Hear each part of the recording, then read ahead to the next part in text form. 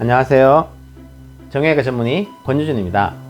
오늘은 손목 터널 증후군의 치료에 관해 알아보도록 하겠습니다. 손목 터널 증후군 환자분께서 오시면 1차적으로 비수술적 치료를 시행하게 됩니다. 소염 진통제를 드리고요. 야간 부목을 사용하라고 권고해 드립니다. 직장이나 가사 일에서 가능하면 과사용을 금지하도록 말씀을 드립니다.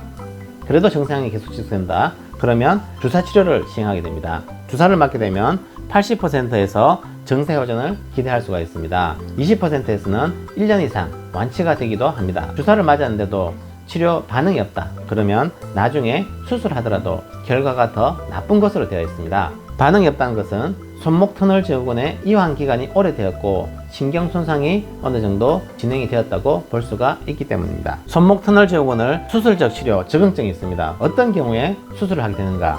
첫째, 비수술적 치료를 했는데 반응이 없고 치료에 실패했을 경우.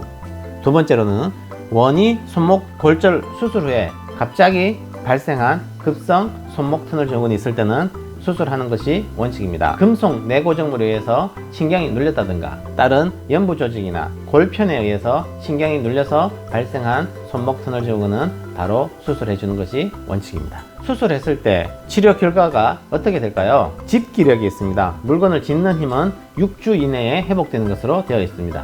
악력은 수술 후 12주 이내에 회복되는 것으로 되어 있습니다. 하지만 중등도 손목 터널 증후군의 2%, 중증 손목 터널 증후군의 20%에서는 수술 후 1년이 지나도 감각 저하나 저린 증상이 계속 지속되는 경우도 있을 수 있다고 합니다. 손목 터널 증후군을 앓은 지 6개월에서 12개월 이내에 수술하는 경우에서는 대부분 수술 결과가 양호한 것으로 되어 있습니다. 수술 방법에 대해서 말씀드리겠습니다.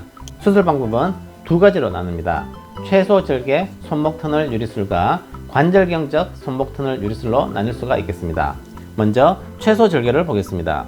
과거에는 수술할 때 절개를 크게 했지만 최근에는 최소 절개를 하고 있습니다. 절개의 크기는 보통 1.5cm에서 2cm로 작은 절개를 넣어서 손목 터널을 유리해 주겠습니다.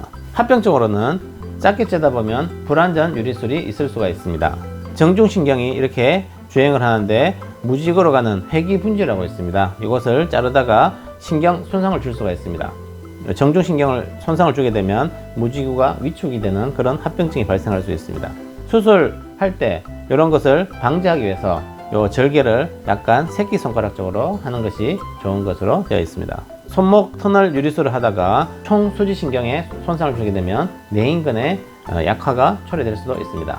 하지만 이런 모든 합병증의 발생률은 1% 미만, 굉장히 드문 것으로 되어 있고 전체적으로 봤을 때는 수술 결과가 아주 좋은 것으로 되어 있습니다. 관절경적 손목 터널 유리술이 있습니다.